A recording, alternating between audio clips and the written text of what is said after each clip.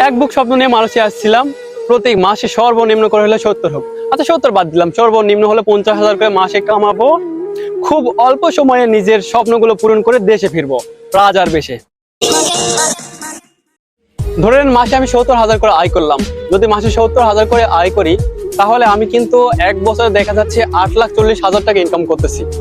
তো এদিকে মালয়েশিয়াতে আমি আসছি, মালয়েশিয়াতে আসতে আমার কিন্তু খরচ হয়েছিল ধরেন 6 লাখ। হ্যাঁ, তো 6 লাখ এক বছরে আমার 8 লাখ উঠে যাচ্ছে, অর্থাৎ 6 লাখ উঠে আর 2 লাখ কিন্তু আমার লাভ থেকে যাচ্ছে। আচ্ছা মাসে 70,000 বাদ দিলাম, 50,000 যদি ধরি, তারপরে আমার কিন্তু এক বছরে আমার যে 6 লাখ টাকা খরচ করে আছি, 6 লাখ টাকা আমার কিন্তু মালয়েশিয়া যে আসতে যে খরচ হয়েছিল, এটা কিন্তু আমি উঠে নিতে পারতেছি।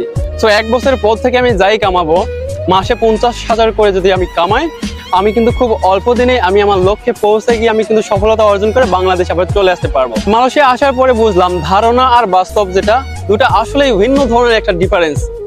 মাসে যে 50,000 অথবা 70,000 যে নিয়োগ করছিলাম বা একটা ধারণা করছিলাম, ওটার ধারে ধরে নাও।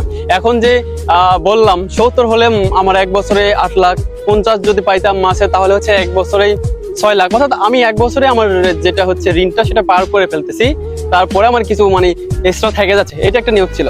কিন্তু এখন যা দেখতেছি পরিস্থিতি, আমার 1.5 বছর হয়ে গেছে এসে, এখন দেখতেছি 1.5 বছরে কেবল আমার 6 লাখ হলো। অর্থাৎ মাসে 50 অথবা 70 কোনো কিছুই নাই, সব ধারণা চিন্তা ভাবনা যেভাবে ছিল সেইভাবেই রয়ে গেল। কিন্তু বাস্তবিক ভাবে আমি মাত্র 35,000 করে রাখতে পারি, তাও আবার অনেক টেনশন চিন্তা অনেক কিছুই কিন্তু মাথায় নিয়ে এই 35,000 টিকাইতে পারি। মানে অনেক কিছুতেই আমার হচ্ছে চিন্তা ভাবনা রাখতে হয়, কিভাবে আমি এটা থেকে একটু কম সম করে রাখতে পারতেছি, কিভাবে আমার খরচটা কমাইতে পারতেছি। সব দিক দিয়ে কিন্তু আমার অনেকটাই মানে দেখতে হয় পিছনে তাকিয়ে, যে অনেক কিছু মন চাইলে কিন্তু করতে পারি না আমি, কারণ আমার যে একটা টার্গেট ছিল সেই টার্গেটের মধ্যে আমি নাই। তো এই সিচুয়েশন শুধু আমি একা বর্তমানে এরকম না, মালয়েশিয়া বা সৌদি আরব বলেন, কাতার, দুবাই, যেখানেই বলেন না কেন, সবাই কিন্তু এরকম একটা ব্যাড সিচুয়েশন এখন পড়ে আছে। তো এইটার জন্য বিশেষ করে আমি একটা কথা বলতে চাই, আমরা কিন্তু সর্বপ্রথমে আমি আমার কথাই বলতেছি, আমরা ফ্যামিলি থেকে যদি একটু সাপোর্ট পাইতাম দেশে কিছু করার জন্য, আমরা কিন্তু দেশে থেকে যাইতাম। দেশে অনেক কিছুই করার মতো আছে, কিন্তু আমরা যখন দেশে কিছু করতে চাই, দেশে কিছু করতে চাইলে ফ্যামিলি কখনোই রাজি হয় না। ধরুন আমার কথাই বলতেছি, আমি কিন্তু মালয়েশিয়াতে শুরুতে আসতে চাই নাই।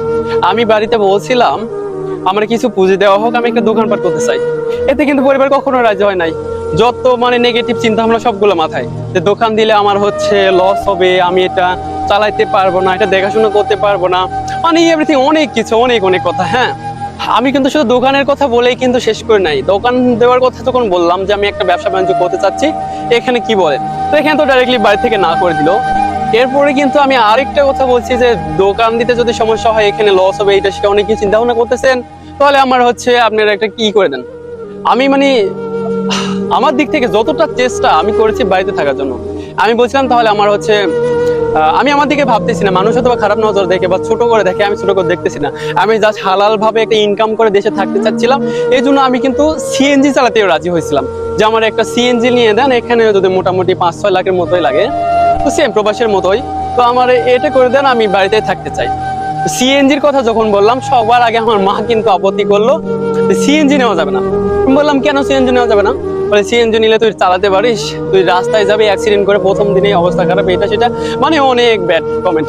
তো এরপরেও আমি যখন 2 জায়গায় আমি চেষ্টা করলাম দেশে থাকার জন্য কিছু করতে, 2 জায়গায় আমি ফেল হয়ে গেলাম। মানে আমি পারলাম না, আমার সাধ্য অনুযায়ী চেষ্টা করার পরে আমি দেশে কিছু করতে পারতেছি না।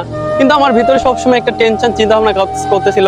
আমার কথা বলতেছি না, এটা শুধু আমার না, এখন বাংলাদেশে আমার মতো যারা আছে, আমার এই বয়সের, সবার একটা একটা টেনশন, এটা মানে এটা স্বাভাবিক একটা বিষয়। সবার ভিতরেই ভবিষ্যৎ নিয়ে একটা চিন্তা ভাবনা, পরিকল্পনা, অনেক কিছু মানে সে একটা অবস্থা একটা কাজ করবে, সবার ভিতরে এটা স্বাভাবিক।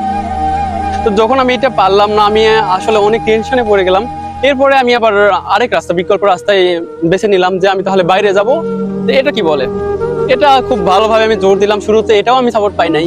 বলে বাইরে গেলে এইটা সেটা, মানে অনেক অনেক কথা, যে এখানে মানে ব্যাড যতগুলো আছে সবকিছু বলতে শুরু করলো, যে মাসে টাকা পাওয়া যায় না, বেতন নাই, অথবা হচ্ছে গেলে আমি টাকা ঠিক মতো দিতে পারবো কিনা, এতগুলো ঋণ করব, এগুলো পরিশোধ করতে পারবো কিনা, মানে যত শত অনেক কথাবার্তা। হ্যাঁ, যাই হোক সবকিছুকে তোয়াক্কা করে কিন্তু এই বাইরে আসার দিকটা, এটা আমার লাস্ট একটা আবদার ছিল। এইটাতে যদি আমি বাড়ি থেকে সাপোর্ট না পাই, আমার পক্ষে সম্ভব না, বা আমার মতো যারা ভাই বন্ধু আদার্স যাই আছে না কেন, কেউ কিন্তু নিজের পায়ে দাঁড়িয়ে এই 6 লাখ 5 লাখ টাকা ঋণ করে নিজে আসতে পারবে না ফ্যামিলি সাপোর্ট ছাড়া। হ্যাঁ, তো আমাদের বয়সে যারা, এই বয়সে যারা আছে, সবারই কিন্তু একটা এই সামনে ভবিষ্যৎ নিয়ে খুব বড় একটা টেনশন, ডিপ্রেশনে পড়তে হয়।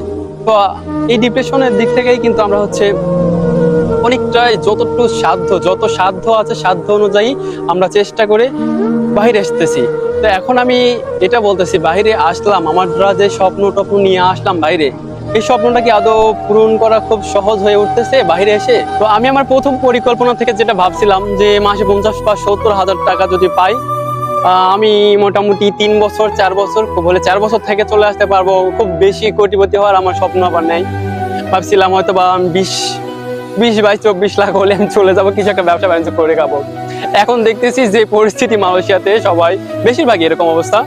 আমি যা আছি আলহামদুলিল্লাহ, আমার থেকে যারা আরো খারাপ অবস্থা আছে তাদের তো অবস্থা খারাপ, একটু পরে বলতেছি এগুলো। যাই হোক, আমি এখন যে অবস্থাতে আছি, এখন দেখা যাচ্ছে ওই 20 22 24 লাখ জমাইতে আমার 5-7 বছর লাগবে টাইম। হ্যাঁ, তারপরে আমি আমার এই টার্গেটটা পূরণ করতে পারবো। এবার আসেন, আমার থেকেও যারা ব্যাড সিচুয়েশন আছে তাদের কথা কিছু বলি। দেখা যাচ্ছে এমনও আছে যারা বাড়ি থেকে 5 লক্ষ টাকা ঋণ করে, বা 6 লক্ষ এখন তো লাগতেছে, 5-6 লক্ষ টাকা ঋণ করে অথবা সুদের উপরে টাকা নিয়ে বাইরে চলে আসলো। আমি মানুষের কথা বলি আর কি। ধরেন মালয়েশিয়াতে আসলো, আসার পরে আমি নিজের চোখের সামনে দেখতেছি আমার ফ্ল্যাটে দেখতেছি, আশেপাশে বিল্ডিং গুলোতে দেখতেছি সত্য আমার বাংলাদেশি ভাইরা কিন্তু কাজ নাই, বসে রয়েছে। এদিকে তারা দেশে থেকে ঋণ করে টাকাও নিয়ে আসছে। এখন প্রতি মাসে ওইগুলো 5 লাখের টাকাও কিন্তু ঋণ বাড়তেছে। এদিকে এমনও সিচুয়েশন আছে, আমি প্রথমের দিকে একটা ভিডিও করছিলাম, আপনারা দেখছিলেন, আমার শান্তার ভাই গেলা দেশে থেকে এইরকম ঠিক এমনই দেশে থেকে টাকা নিয়ে আসছে, এখানে এসে এমন সিচুয়েশনে পড়ছে, দালালের হাতে পড়ছে। দালাল পাসপোর্ট দিয়ে হাতে দিয়ে বাইর করে দিছে, আর রুমটাও দেয় নাই, যে নিজের রুম নিজে জোগাড় করে নিয়ে নিজের খাবার নিজে খাবে, নিজের থাকা নিজে থাকবে, কাজটাও নিজে খুঁজে নিবে।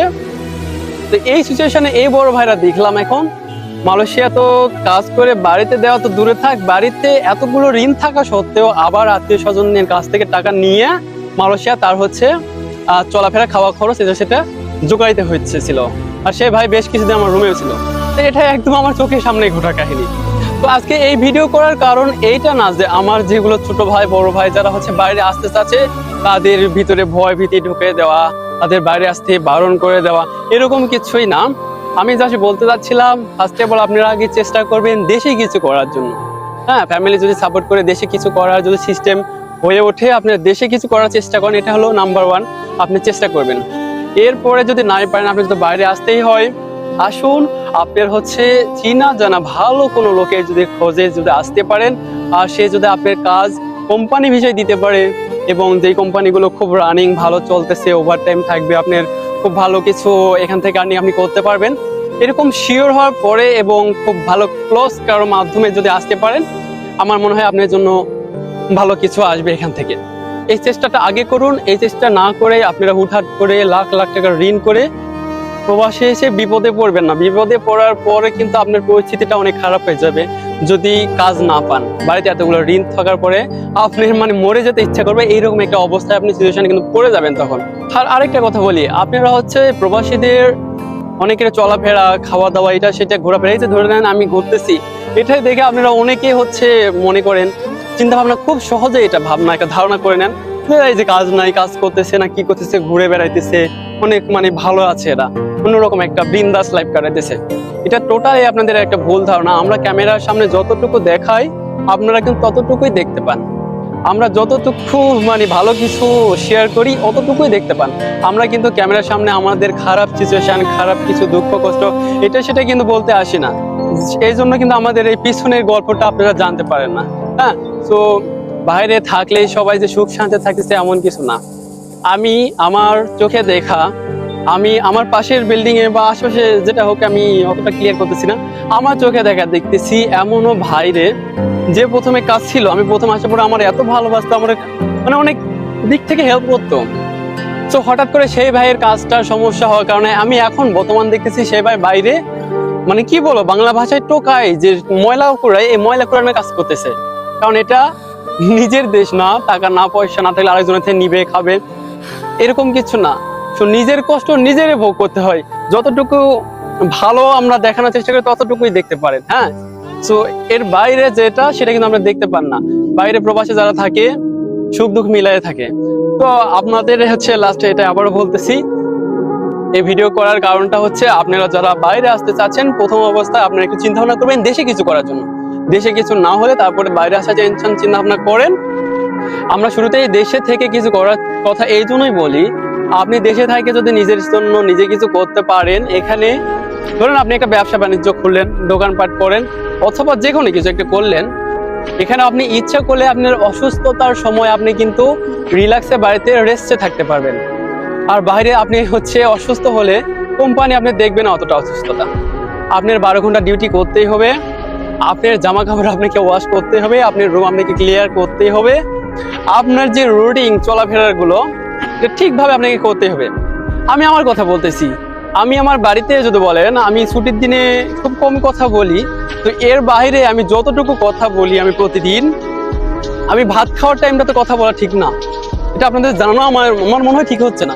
তো জানাইতেছি, আমি যতটুকু কথা বলি বাড়িতে প্রতিদিন আমার ভাত খাইতে বসে আমি এই যে কথাটুকু বলি আমার মার সাথে, কারণ আমার হাতে ওইরকম আমি সময় পাই না। আমি 12 ঘন্টা ডিউটি করে আসার পর গোসল দেওয়ার পরে রাত 11টায় আসি, আসার পর গোসল করার পর আমার 11:30 পার হয়ে যায়।